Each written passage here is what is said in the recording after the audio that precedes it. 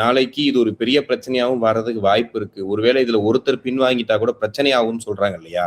அதாவது சார், திமுக தலைவர் ஸ்டாலின் தன்னுடைய அனுபவத்துல அவர் ரொம்ப தெளிவா தான் சொன்னாரு. நாங்க திரு விஜய் அவர்கள் முதலமைச்சரா பதவி ஏற்பதுக்கு எந்த ஊறு விளைவிக்க மாட்டோம்.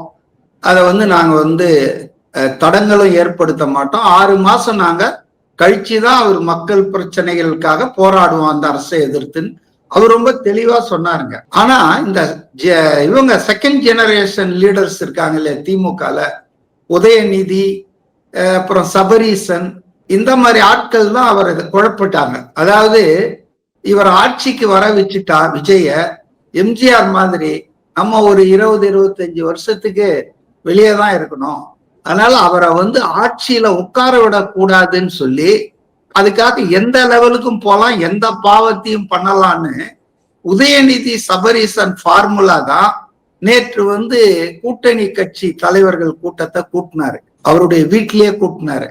வேற ஒரு விஷயம் இல்ல. இது மாதிரி ஒரு திங்கிங் இருக்கு திமுகல எங்க ஆட்கள் மத்தியில. அதாவது அதிமுகவுக்கு ஆட்சி அமைக்க வெளியிலிருந்து நாம் ஆதரவு தெரிவிப்பது அப்படின்னு சொல்லிட்டு. ஆனா அது இவங்களுக்கு ரொம்ப ஷாக்கா இருந்திருக்கு. ஏன்னா பொழுதுன்னைக்கும் அடிமை அமித்ஷா, அடிமை பழனிசாமின்னு பேசிட்டு, தமிழகத்தின் துரோகி பழனிசாமின்னு பேசிட்டு, இன்னைக்கு மக்களால் நிராகரிக்கப்பட்டு 3வது இடத்துல மூலையில் உட்கார வைக்கப்பட்ட, அதாவது ஒரு 114 தொகுதியில அதிமுக 3வது இடத்துக்கு போயிருக்குங்க. டெபாசிட் இழந்திருக்கிறது ஒரு 16 தொகுதிகள் தான். வெற்றி பெற்றது அதிமுக ஒரு 47 தொகுதிகள்.